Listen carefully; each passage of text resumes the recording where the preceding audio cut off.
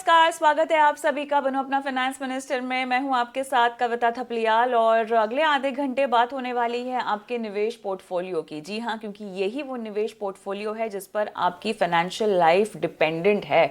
आपने रिटायरमेंट का गोल बनाया है, बच्चों की पढ़ाई लिखाई, घूमना फिरना, जो भी आपको करना है, जहां पर पैसों की ज़रूरत होती है, जहां पर मोटी रकम की ज़रूरत होती है, ऐसे ही तो आप बचत खाते में से पैसे निकाल कर खर्च नहीं करेंगे, निवेश करेंगे, सही तरीके से बचाएंगे पैसों को, आपके पैसे ग्रो भी हो, इस तरीके के निवेश विकल्प चुनेंगे। वो आप कैसे कर सकते हैं, यही सब बताया जाता है आपको इस शो में। तो आपके सवाल अगर आप हमें भेजना चाहते हैं जो कि इन्वेस्टमेंट से जुड़े हुए हैं, इंश्योरेंस है, क्रेडिट कार्ड को लेकर, उसके बकाए को लेकर, कोई लोन से आपको छुटकारा चाहिए, किसी भी तरह की फाइनेंशियल रणनीति अगर आपको चाहिए हो, या आपके पास कोई फर्जीवाड़ा भी आपके साथ हो गया हो, तो अपने सवाल हमें आप भेज सकते हैं। हम हमारे एक्सपर्ट्स के जरिए जो है आपकी फाइनेंशियल लाइफ को आसान बनाने की कोशिश करते हैं, उनकी सलाह के जरिए। और नंबर्स जो हैं आपके स्क्रीन पे हम फ्लैश कर रहे हैं, व्हाट्सएप नंबर है, यूट्यूब पर क्योंकि आप हमें बहुत लाइव देखते हैं तो कमेंट बॉक्स में भी अपने सवाल छोड़ सकते हैं, वहां से भी सवाल हम सिलेक्ट करके शो में शामिल करते हैं। आज हमारी चर्चा में हमारे साथ जुड़ गए हैं पंकज मटपाल। पंकज जी नमस्कार, स्वागत है आपका बनो अपना फाइनेंस मिनिस्टर में। और तरह तरह के सवाल आ रहे हैं, मेरे ख्याल से अब तो ये कहना चाहिए कि दुनिया के हर कोने से सवाल आ रहे हैं आपके लिए। और इसी कड़ी में पंकज जी, पवन साहब हैं हमारे जो सवाल भेज रहे हैं। अच्छा, ये साहब हमारे यूके में रहते हैं और वहाँ से सवाल भेजा है इन्होंने। 35 साल की इनकी उम्र है और ये कह रहे हैं कि इन्होंने 1 लाख की एसआईपी शुरू कर रखी है, 10% का स्टेप अप भी करेंगे। रिटायरमेंट का गोल है इनका 25 करोड़ का 25 साल में। तो अब इन्होंने कुछ फंड्स भी बहुत कॉम्प्लिकेटेड नहीं रखे हैं। HDFC फ्लेक्सी कैप रखा है, 50,000 वहाँ डाल रहे हैं। मोतीलाल ओसवाल का मिड कैप है सर, 25,000 उसमें जा रहा है। और ICICI का मल्टी एसेट फंड है 25,000 का। तो सर बहुत कम ऐसे पोर्टफोलियो आते हैं जहाँ पर भर भर के म्यूचुअल फंड्स नहीं रखे होते। तो पवन ने कम से कम अच्छा काम ये किया है कि सॉर्टेड रखा है। बहुत कुछ ऐड किया जा सकता है लेकिन यहाँ पर फिलहाल ये गलत तो कम से कम जाते हुए नहीं दिखाई दे रहे हैं। लेकिन उसके अलावा जो इन्होंने सवाल पूछे हैं ना, वो बहुत इंपॉर्टेंट है। सवाल इनका ये है कि अभी इनको 6 महीने में ब्रिटिश पासपोर्ट मिलने वाला है। अब उसके बाद ये पूछ रही हैं कि भारत में अगर निवेश करना हो तो क्या वो मुमकिन है। कुछ एएमसीज क्या कुछ देशों को यहाँ पर रोकती हैं निवेश करने से, कुछ देशों के एनआरआईज क्या निवेश नहीं कर सकते हैं, और उस देश में क्या यूके शामिल है, ये इनका सवाल है। अब उसके बाद ओसीआई स्टेटस होगा कि नहीं होगा, जरूरी है या नहीं म्यूचुअल फंड में निवेश करने के लिए, टैक्स कैसा लगेगा, भारत में निवेश कर रहे हैं तो भारतीय टैक्स प्रणाली होगी, अगर यूके से निवेश कर रहे हैं तो क्या यूके की टैक्स प्रणाली लगेगी, ये भी इनका सवाल है। तो मेरे ख्याल से हर पहलू पर इन्होंने जो है अपना सवाल पूछा है सिटीजनशिप मिलने के बाद। तो पवन, सबसे पहले तो कांग्रेचुलेशंस, आपको सिटीजनशिप मिल जाएगी। और जो सवाल आप पूछ रहे हैं वाकई बहुत इंपॉर्टेंट है। रिडेम्पशन पर भी आपने सवाल पूछा है कि रिडेम्पशन जब होगा तब आपको प्राइमरी टैक्स स्ट्रक्चर कैसा लगेगा और कितना टैक्स लगेगा, वो भी आपको समझा देंगे। रेलेवेंट क्वेश्चंस हैं आपके जरिए, बहुत सारे ऐसे एनआरआईज हैं जो कि सीख ले पाएंगे। पंकज जी, कहां से शुरू करेंगे? बिल्कुल कविता जी नमस्कार। बहुत ही इंटरेस्टिंग सवाल है और एक सवाल में कई सवाल हैं। मैं कोशिश करूंगा कि सभी सवालों के जवाब दे पाऊं। तो सबसे पहले तो मैं बिल्कुल आपकी बात से सहमत हूं कि ऐसे पोर्टफोलियोज कम मिलते हैं जहां पर कि इन्वेस्टमेंट का जो अमाउंट है वो बड़ा है और स्कीम कम है। नहीं तो कई बार देखा जाता है कि आप 10,000 रुपए के लिए 10 स्कीम में इन्वेस्ट कर लेते हैं। यहां पर 1 लाख की एसआईपी है और ऑलरेडी जो पोर्टफोलियो है 39 लाख का है, लेकिन सिर्फ 3 स्कीम पोर्टफोलियो में है और तीनों स्कीम बेहतरीन है, अलग अलग कैटेगरी की हैं। फ्लेक्सी कैप है, मिड कैप है और साथ में एक मल्टी एसेट एलोकेशन फंड है। लेकिन क्योंकि बात हो रही है 25 साल की, तो मैं कहूंगा कि स्मॉल कैप फंड भी इन्हें अपने पोर्टफोलियो में कंसिडर करना चाहिए और उसके लिए बंधन स्मॉल कैप फंड या फिर Nippon India small cap fund, इस तरह का एक स्मॉल कैप फंड शामिल किया जा सकता है। और बाकी जो फंड्स हैं तीनों, वो बहुत अच्छे हैं। दूसरी बात है टारगेट की। देखिए, इन्होंने टारगेट लिया है 25 करोड़ का, बट मुझे उम्मीद है कि उससे भी ज्यादा जुटा पाएंगे क्योंकि 39 लाख रुपया जो इकट्ठा हो चुका है और साथ में 1 लाख पर मंथ की एसआईपी और उसमें 10% का स्टेप अप। तो 25 साल में 12% के सीएजीआर पर यदि मैं कैलकुलेट कर रहा हूं तो करीब 46 करोड़ बनते हुए दिखाई दे रहे हैं। तो यहां पर जो अमाउंट है वो तो 25 करोड़ से ज्यादा बन सकता है। लेकिन कविता ये समझना बहुत इंपॉर्टेंट है कि यहां पर हम बात कर रहे हैं इंडियन रुपी में, और ये अब क्योंकि बनने वाले सिटीजन यूके के, तो उम्मीद है वहीं रहेंगे, इनके 25 साल के बाद रिटायरमेंट होगा या जो भी है, भविष्य की बात कर रहे हैं, तो फिर हमें आईएनआर और पाउंड का जो डिफरेंस है वो भी देखना होता है। हमने देखा है कि इंडियन रुपी जनरली मतलब एक जो टेंडेंसी रही है वो डॉलर के अगेंस्ट में या फिर पाउंड के अगेंस्ट में थोड़ा कमजोर होता है लॉन्ग टर्म में, तो उसका भी अंतर इनको दिखना होगा, उस हिसाब से दिखना चाहिए। लेकिन हाँ, यदि नंबर की बात करें तो इन्होंने जो आईएनआर में टारगेट सेट किया है वो आसानी से अचीव होता हुआ दिखाई दे रहा है। अब दूसरे सवाल पर एक सवाल यह है कि क्या इन्हें ओसीआई स्टेटस लेना होगा? तो इन्वेस्टमेंट के तो ये जरूरी नहीं है, कोई भी फॉरेन सिटीजन इंडिया में इन्वेस्ट कर सकता है म्यूचुअल फंड्स में। हाँ, यदि हम बात करें यूएस और कनाडा के सिटीजन्स की, उनके लिए थोड़ा लिमिटेशन है, क्योंकि कुछ ही फंड हाउसेस हैं जो यूएस और कनाडा के सिटीजन से इन्वेस्टमेंट एक्सेप्ट करते हैं, बाकी दूसरी कंट्री के लिए ऐसा नहीं है। तो यदि पवन यूके में है तो ये बिल्कुल आराम से इंडिया में इन्वेस्ट कर सकते हैं और अपने एनआरई अकाउंट से ये इन्वेस्ट कर पाएंगे। यदि वहां पर ये अर्न कर रहे हैं, पैसा भेजेंगे इंडिया में और फिर करेंगे, तो एनआरई अकाउंट से ये आसानी से इंडियन म्यूचुअल फंड में इन्वेस्ट कर पाएंगे। कविता जी, एक बात और बताता हूं यहां पे मैं, क्योंकि इंडियन गवर्नमेंट ने अब एक आईएफएससी सेटअप किया है गुजरात के गांधीनगर में, जिसे हम गिफ्ट सिटी के नाम से जानते हैं। गिफ्ट मतलब Gujarat international finance tech city. तो यहां पर आप यूएसडी में इन्वेस्ट कर सकते हैं और जब रिडीम करते हैं तो पैसा भी आपको यूएसडी में मिलता है। तो इससे क्या होता है कि जो करेंसी फ्लक्चुएशन होता है समय के साथ, उसका फर्क आप पर नहीं पड़ेगा। आप इन्वेस्टमेंट करते समय भी यूएसडी में कर रहे हैं और जब लेके जाएंगे पैसा तब भी यूएसडी में लेके जाएंगे, और आपका पैसा इंडिया में वो टैक्सेबल भी नहीं होता। उसका जो भी आपको रिपोर्ट करना है अपनी कंट्री में करना है, वहीं पर आपको टैक्स देना है। तो मतलब आप इंडिया में इन्वेस्ट कर रहे हैं, इंडियन म्यूचुअल फंड्स में, इंडियन एआईएफ और पीएमएस में जो भी वहां पर रजिस्टर्ड हैं, लेकिन आपको यहां पर उसके लिए टैक्स की चिंता नहीं करनी है।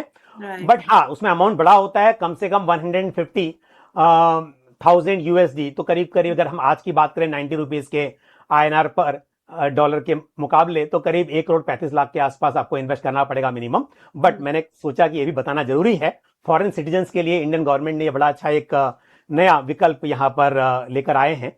अब आते हैं इनके एक और बात पर कि टैक्स कैसे लगता है। हम जानते हैं इंडिया में म्यूचुअल फंड्स को जब तक आप रिडीम नहीं करते तब तक टैक्स आपको नहीं लगता है। जब रिडीम करते हैं तो उस पर आपको कैपिटल गेन टैक्स देना पड़ सकता है। अब फ्यूचर में क्या रूल होंगे पता नहीं, पर आज की तारीख में जानते हैं इस फाइनेंशियल ईयर में 1,25,000 रुपए तक का लॉन्ग टर्म कैपिटल गेन अगर इक्विटी स्कीम से है, वो एग्जेम्प्टेड है, उसके ऊपर जो भी अमाउंट है उस पर 12.5% के हिसाब से टैक्स लगता है। रेट फ्यूचर में चेंज हो सकता है, ये तो हमें उम्मीद रखनी चाहिए। लेकिन बात यह है कि यदि ये यूके के सिटीजन हैं तो टैक्स यहां देंगे कि वहां देंगे? तो इंडिया में जो भी इनका कैपिटल गेन होगा उस पर ये टैक्स यहां पर पे करेंगे, यहां पर आईटीआर फाइल करेंगे और उसको रिपोर्ट करेंगे अपनी कंट्री में। जब रिपोर्ट करेंगे तो हमारी कंट्री का, इंडिया का यूके के साथ में डबल टैक्स अवॉइडेंस एग्रीमेंट है। तो ये रिपोर्ट तो करेंगे, बट क्योंकि इन्होंने टैक्स यहां पर पे किया हुआ है, उसका क्रेडिट इनको वहां पर मिलेगा और वहां पर इन्हें टैक्स नहीं पे करना पड़ेगा जो यहां पर कर दिया है। तो इसके लिए डबल टैक्स अवॉइडेंस एग्रीमेंट जिन जिन कंट्री के बीच में है, वहां पर आपको जो इंडिया में टैक्स पे किया है उसका क्रेडिट मिल जाता है। तो ये भी बहुत सिंपल सी बात है। एक लास्ट चीज मुझे और याद है कि आपने कहा था कि इन्हें मतलब इन्वेस्टमेंट इंडिया में ही करना चाहिए कि वहां भी करना चाहिए, और टैक्स वहां पर कैसे लगेगा, यहां पर कैसे लगेगा। तो यदि ये यूके में इन्वेस्ट करते हैं, वहां के म्यूचुअल फंड्स में, वहां के इक्विटी स्टॉक्स में, तो वहां के जो रूल हैं उस हिसाब से उस पर टैक्स पे करना होगा। उसे इंडिया में कोई रिपोर्ट भी नहीं करना है और यहां पर उस पर टैक्स भी नहीं लगेगा। लेकिन जो इंडिया में इन्वेस्टमेंट कर रहे हैं उस पर टैक्स तो इंडिया में पे करेंगे, लेकिन रिपोर्ट अपनी कंट्री में करेंगे। और यदि ये भी हो सकता है कि दोनों कंट्री के बीच में यदि टैक्स में डिफरेंस आता है, मान लीजिए आपने यहाँ पे 12.5% पे किया है और वहां पर टैक्स का रेट ज्यादा है, तो डिफरेंस पे करना पड़ सकता है इंडिया वाले कैपिटल गेन पर या जो भी इनकम यहां पर होती है। बाकी आपको जो टैक्स यहां पे किया उसका क्रेडिट तो आपको जरूर मिलेगा under double tax avoidance agreement. अगला सवाल ले लेते हैं पंकज सर, और मेरे ख्याल से हमने पवन के हर सवाल के पहलू पर इनको जानकारी दे दी है और पवन के पास बहुत सारा होमवर्क है करने के लिए। अगला सवाल हमारे दूसरे दर्शक का है जो कि मैं लेना चाहती हूँ, और ये है रोहित पाटिल से का सवाल। इन्होंने एसआईपी शुरू कर रखी है। निपॉन इंडिया स्मॉल कैप 3,000 रुपये निवेश कर रहे हैं, पराग पारेख फ्लेक्सी कैप 2,000 रुपये, एचडीएफसी मिड कैप 1,000 रुपये, एचडीएफसी निफ्टी 50 इंडेक्स 1,000 रुपये और 7,000 की एसआईपी क्योंकि इनकी चल रही है 20 से 25 साल ये करना चाहते हैं। लगभग 1.5 करोड़ है इनके पास अमाउंट जो इनको एक्यूमुलेट करना है। कविता जी, रोहित ने बहुत अच्छी स्कीम चुनी है। आप देखेंगे यहाँ पर large cap, mid cap, small cap, flexi cap सब कुछ है, और लार्ज कैप इन्होंने पैसिव फंड को चुना है जो मेरे हिसाब से अच्छी चॉइस है। तो इसमें तो कोई दिक्कत नहीं है, स्कीम बहुत अच्छी है, कंटिन्यू करें, कोई स्कीम ऐड नहीं करनी है, कोई आपको इसमें से निकालनी भी नहीं है। लेकिन जो टारगेट आप लेकर चल रहे हैं उस हिसाब से मुझे लगता है कि बहुत कम है। आप कह रहे हैं कि 1.5 करोड़ रुपए आपको चाहिए 25 साल के बाद, पर 6% की महंगाई दर भी मानकर चलूं तो 25 साल के बाद आज के 1.5 करोड़ की वैल्यू करीब 35 लाख के आसपास ही बचेगी। तो आपको टारगेट तो अपना रिवाइज करना होगा, बट शुरुआत ठीक है, अमाउंट बढ़ाते रहिए, बिल्कुल आप कर पाएंगे।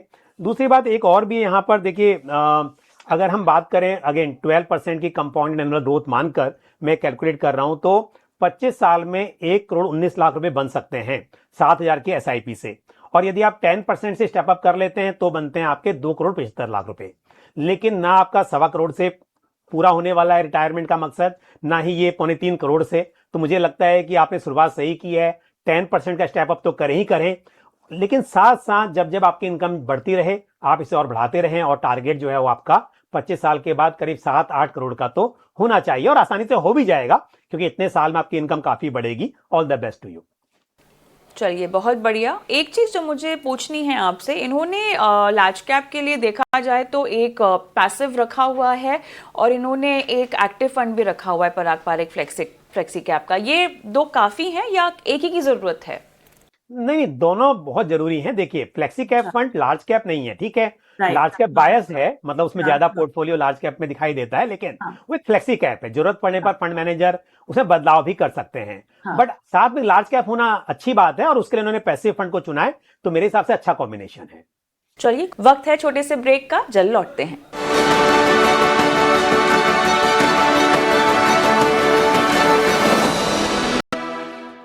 अगला सवाल दुष्यंत सोलंकी का लेंगे, और इन्होंने 4 एसआईपी शुरू कर रखी है, 5,000 ईच।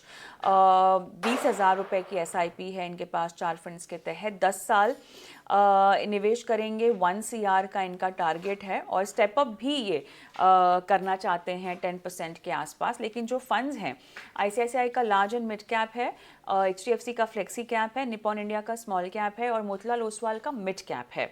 तो अगेन इन्होंने काफ़ी डाइवर्सिफाई अपने आप को रखा है अक्रॉस मार्केट कैप्स, ये अच्छी बात है। बिल्कुल कविता जी, आज देखा हमने तीनों सवालों में कि नंबर ऑफ स्कीम्स भी कम है, डाइवर्सिफिकेशन प्रॉपर है, चॉइस ऑफ स्कीम भी अच्छी है, तो मेरे हिसाब से काफी निवेशक जागरूक हो गए हैं। और दुष्यंत जी के लिए अगेन यदि मैं कैलकुलेट करूं यहाँ पर जो ये निवेश कर रहे हैं, उस हिसाब से 20,000 की SIP, 10% से स्टेप अप, 12% की मैंने कंपाउंड एनुअल ग्रोथ मानकर यहाँ पर कैलकुलेशन की है, तो 10 ईयर में करीब 65 लाख रुपीज इकट्ठा कर पाएंगे। अब इनका टारगेट थोड़ा ज्यादा है, तो ऐसे में यदि इन्हें 1 करोड़ रुपए इकट्ठा करना है 10 साल में, तो SIP का जो अमाउंट है उसे बढ़ाना होगा, वो करना होगा 31,000 पर मंथ। तो मुझे पता नहीं कि सीधा 20,000 से 31,000 कर पाएंगे नहीं कर पाएंगे, पर जितना भी हो सके आप बढ़ाने की कोशिश कीजिए, और 10% का स्टेप अप तो आपको रखना ही है। दूसरी बात ये, अगर नहीं कर पाते हैं, मान लीजिए मैं कैलकुलेट करूं कि सिर्फ आप 20,000 की SIP चलाएंगे और 10% से स्टेप अप करेंगे, तो भी आप 12 साल में 1 करोड़ रुपए इकट्ठा कर लेंगे 12% के CAGR पर। तो जितना मुमकिन हो सके आप इसे बढ़ाते रहिए, मुझे उम्मीद है आप राइट ट्रैक पर हैं। स्कीम सभी अच्छी हैं, और कोई भी स्कीम ऐड नहीं करनी है, अमाउंट ऐड करना है तो इन्हीं स्कीम में आपके पास मिड कैप है, स्मॉल कैप है, फ्लेक्सी कैप है और लार्ज एंड मिड कैप है, इन्हीं स्कीम में टॉप अप कर सकते हैं। चलिए इन्हीं में आप टॉप अप कीजिए, क्योंकि जैसे आपको समझाया आप वेल डाइवर्सिफाइड हैं।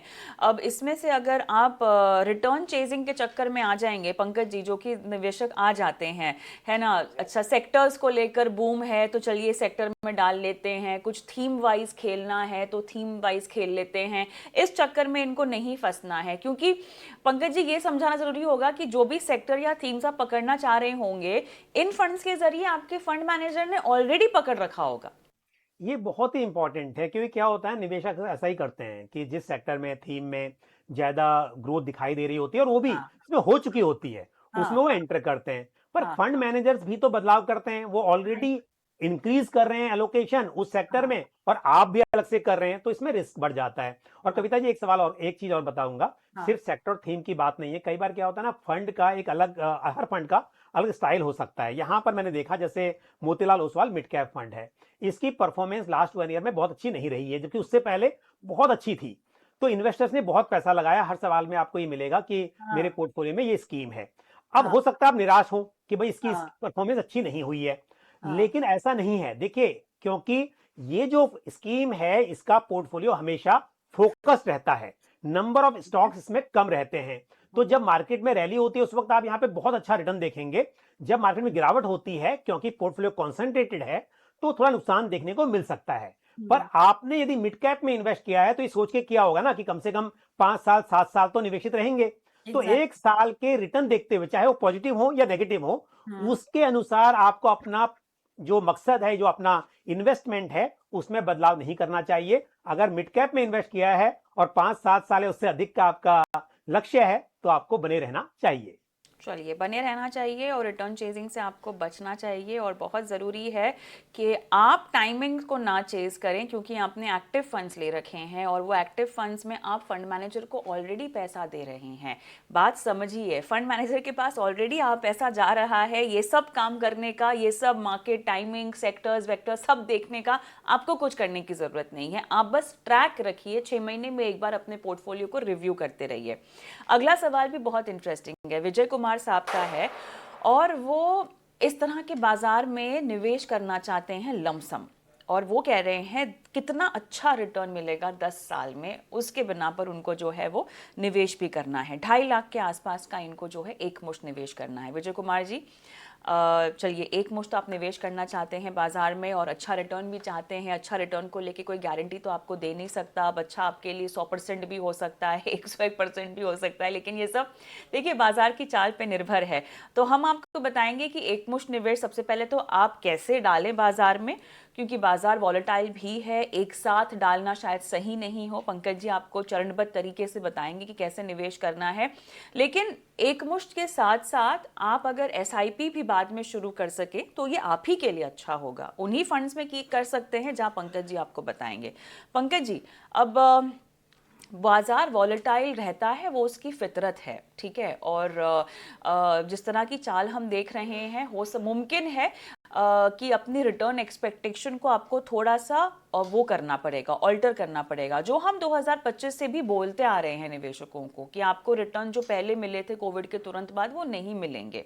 एसेट एलोकेशन डाइवर्सिफिकेशन का ही पूरा फायदा है जो आपको मिलेगा। बहरहाल इस वक्त किसी को लमसम निवेश करना हो तो वो रणनीति कैसे होनी चाहिए? अब क्योंकि कब कब डालें पैसे, जब बाजार गिर जाए तब डालें, अब पता तो नहीं कि बाजार कब गिरेगा, तो कैसे ये हम इम्प्लीमेंटेशन करें लमसम इन्वेस्टमेंट का?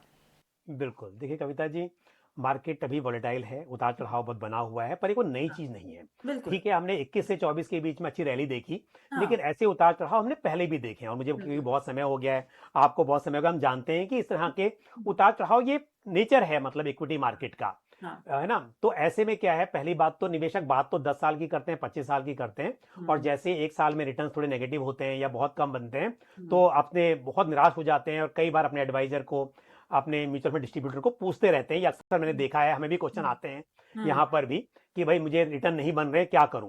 तो यदि हम कभी बात भी करते हैं, देखिए मैं हमेशा कैलकुलेट करता हूं, मैं कहता हूं कि 12% के CAGR पर इतना बनेगा, तो इसका मतलब ये नहीं कि 12% हर साल मिलेगा, एफडी नहीं है कि फिक्स रिटर्न मिलेगा। कभी हो सकता है नेगेटिव हो, कभी 2% 1% हो, और कोई 1 साल 2 साल ऐसे आए जहां पर आपको 30-40% रिटर्न भी मिल जाए। तो ऐसे में आपका एवरेज जो होता है 10 साल का या 8 साल का, उसका जो एवरेज होता है वो होता है कि 12% आया कि 10% आया। तो यहां पर विजय जी, पहली बात तो आप ऐसे वक्त पर निवेश कर रहे हैं जब मार्केट में बहुत अनसर्टनिटी है। तो 10 साल लेकर चल रहे हैं तो 10 साल तक ही निवेश कीजिए और बीच में आपको घबराना नहीं है। तो फिलहाल आपके रिटर्न शायद ज्यादा ना भी बने, पर फिर भी मार्केट को देखते हुए मैं ये कहूंगा कि 2.5 लाख आपको एक साथ इन्वेस्ट नहीं करना चाहिए, इसे आपको टुकड़ों में करना चाहिए, किस्तों में करना चाहिए। अब किस्तों में करना है तो आप क्या करेंगे कि पैसा आपके बैंक में पड़ा रहेगा, तो वहां पर तो पता है कि आजकल ब्याज बहुत कम मिलता है, और कई बार फिर ये भी होता है कि पड़ा हुआ है अकाउंट के अंदर और आप शायद टाइम पर इन्वेस्ट कर ना पाए, घबरा जाएं कि भाई मार्केट नीचे आया हुआ है और टाइम निकल जाए। तो एक डिसिप्लिन वे में तरीके से करना तो है। तो इसका तरीका होता है एसटीपी, यानी कि सिस्टमेटिक ट्रांसफर प्लान। तो मान लीजिए मैं आपको 2 स्कीम्स का सजेशन दे रहा हूं, आप 2.5 लाख को डिवाइड कर लीजिए 50% 50%। एक स्कीम होगी White Oak Capital multi asset allocation fund, जहां पर आपको इक्विटी, डेट और गोल्ड सब कुछ मिलेगा। और दूसरी स्कीम होगी ICICI prudential flexi cap fund, जहां पर आपको इक्विटी मिलेगी प्योर, पर large cap, mid cap, small cap सब कुछ मिल सकता है। तो 2 स्कीम में डिवाइड करना है। अब 2 स्कीम में भी आपको एक साथ नहीं करना पैसा, क्योंकि मैंने कहा कि आपको एसटीपी के जरिए करना है। तो आपको क्या करना है, जो 1.25 लाख रुपए आपको इन्वेस्ट करने हैं White Oak Capital multi asset allocation fund में, पहले आपको इन्वेस्ट करना है White Oak Capital liquid fund में। और जो पैसा 1.25 लाख आपको करना है आईसीआईसीआई के फंड में, फ्लेक्सी कैप में, उसके लिए पहले आपको इन्वेस्ट कर देना है आईसीआईसीआई प्रूडेंशियल लिक्विड फंड में। और लिक्विड फंड से आप एसटीपी सेट कर देंगे कि भाई मुझे हर महीना एक फिक्स अमाउंट ट्रांसफर करना है। तो 1.25 लाख को आप डिवाइड कर लीजिए 6 से, और 6 महीने की एसटीपी आप लगा दीजिए।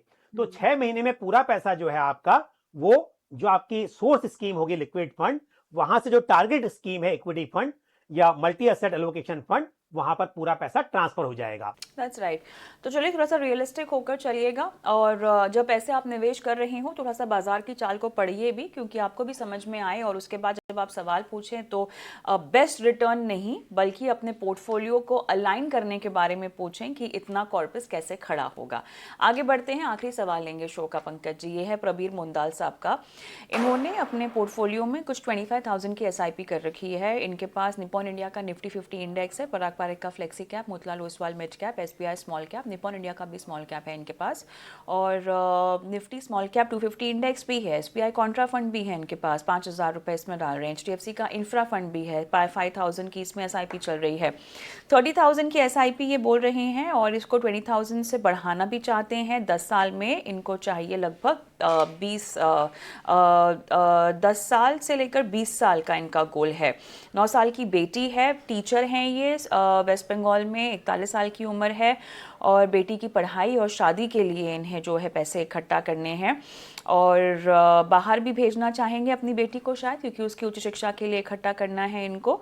और म्यूचुअल फंड से अपनी बेटी के लिए पर्याप्त पैसा जो है उसको मिल सके, उसके आर्थिक भविष्य को बेसिकली सुरक्षित करना चाहते हैं बतौर माता पिता। ये कई बार उनको अपनी जिम्मेदारी भी लगती है, और पूरा लक्ष्य इनका अपनी बेटी के ऊपर है, उसकी शादी और उसकी पढ़ाई लिखाई, और एक निर्धारित इनकम जो म्यूचुअल फंड से बेटी को मिलती रहे, उसके लिए एसडब्ल्यूपी भी करना चाहते हैं। तो बहुत कुछ कर रहे हैं प्रबीर साहब, और टीचर हैं आप। मैं उम्मीद करती हूँ कि आपने खुद के लिए भी कुछ सोच रखा हो अपने रिटायरमेंट प्लानिंग के बारे में। ये तो करवा ही देंगे, लेकिन अपने आप को मत भूलिएगा, आपकी भी जिम्मेदारी आप ही के ऊपर है। बताइए पंकज जी, कैसे देख रहे हैं आप इनके पोर्टफोलियो को? बिल्कुल, देखिए ये सवाल बड़ा इंटरेस्टिंग है। हाँ। और जो इन्होंने लास्ट में कहा कि बच्ची के लिए इन्हें एसडब्ल्यूपी भी करनी है, तो मेरे हिसाब से देखिए आप बच्चों के लिए इतना कुछ कीजिए कि अपने पैरों पर खड़े हो सकें, पर बिल्कुल इतना सही। भी मत कीजिए कि उन्हें कुछ करने की जरूरत ही ना पड़े, ना है ना। पड़े। उन्हें जिम्मेदारी का एहसास तो होना चाहिए। तो बच्चों की पढ़ाई के लिए पैसे इकट्ठा करना हाँ। बिल्कुल सही है, बट इतना कर देना कि उनको अगर काम नहीं मिलेगा तो एसडब्ल्यू के जरिए अपना खर्चा चला पाएंगे, तो वो आपको अपने लिए करना चाहिए, अपने रिटायरमेंट के हाँ, लिए। सही बात है। तो कविता जी, दूसरी बात यह है कि 30,000 रुपए की एसआईपी कर रहे हैं, प्लस 20,000 से बढ़ाने की बात कर रहे हैं, तो 50,000 की एसआईपी हो जाएगी। अब इन्होंने कहा कि 10 साल से 20 साल, तो बहुत बड़ा फर्क होता है 10 साल और 20 साल में। बहरहाल मैं कैलकुलेट कर देता हूं, तो अगेन 12% के कंपाउंडिंग एनुअल ग्रोथ को मानते हुए 10 साल में करीब करीब 1 करोड़ 12 लाख रुपए बन सकते हैं। और अगर हम बात करें 20 साल की, तो करीब 4 करोड़ 60 लाख रुपए इकट्ठे हो सकते हैं।